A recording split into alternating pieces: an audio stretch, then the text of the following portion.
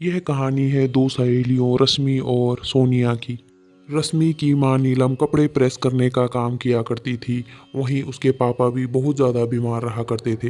दूसरी तरफ सोनिया बहुत ही ज़्यादा अमीर घराने से थी। रश्मि, ये देख, मेरे पापा मेरे लिए बारबी डॉल लेकर आए हैं।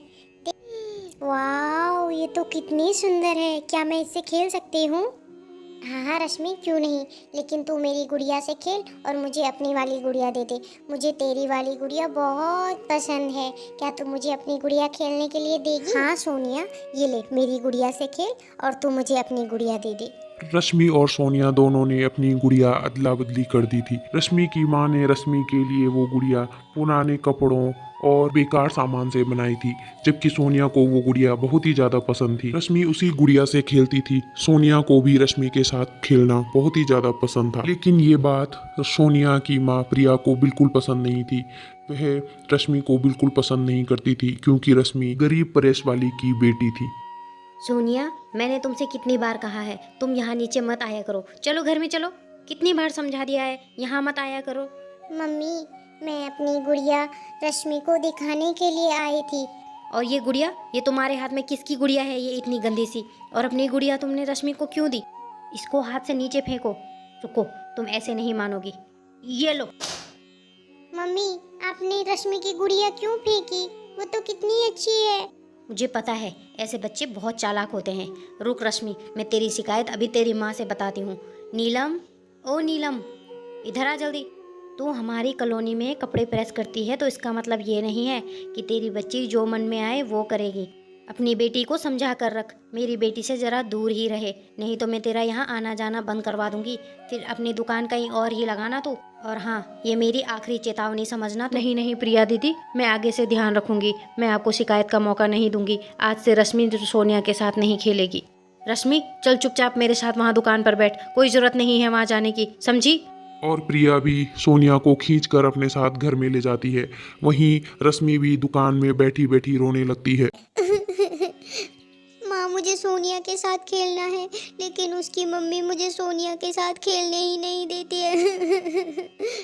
बेटा कोई बात नहीं, प्रिया आंटी ने तुझे सोनिया के साथ खेलने से मना किया है, तो तू सोनिया के साथ मत खेलना। अगर उन्होंने मेरी यहाँ से दुकान हटवा दी तो तू तो जानती है ना बेटा, तेरे पापा की तबीयत वैसे भी ठीक नहीं है और हमारा काम बंद हो जाएगा बेटा।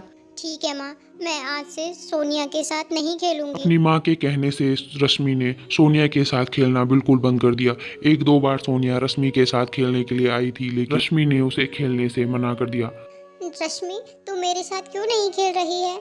मुझे तेरे साथ खेलना कितना पसंद है। तू आजकल मेरे साथ क्यों नहीं खेलती? सोनिया, मेरी मम्मी ने तुझसे खेलने से मना किया है, और अगर मैं तेरे साथ खेलूंगी तो तेरी मम्मी गुस्सा करेगी, इसलिए मैं तेरे साथ नहीं खेलूंगी। ठीक है, मत खेल, लेकिन रुक, अब मैं तेरे साथ कभी बात नहीं करूंगी, कभी तेरे साथ नहीं खेलूंगी। मैं जा रही हूँ। सोनिया, वहाँ सड़क पर कहाँ जा रही है? सोनिया, मेरी मर्जी, मैं कहीं भी जाऊँ, तू मुझसे बात मत कर। सोनिया गुस्से में सड़क पर जा रही थी कि तभी उसके सामने से एक गाड़ी आ जाती है। नीलम भी सब कुछ देख रही थी। सोनिया बेटा, संभालो संभालो बेटा। नीलम का ध्यान भी सोनिया पर था। तभी सोनिया को तो कुछ नहीं हुआ, लेकिन रश्मि को बहुत गहरी चोट आ गई। वह सड़क पर पड़ी हुई थी और उसके माथे से खून निकल रहा था। रश्मि सोनिया को बचाने के लिए उसके पीछे सड़क पर दौड़ी थी। रश्मि ने सोनिया को तो बचा लिया, लेकिन उसके सर पर गंभीर चोट आ गई।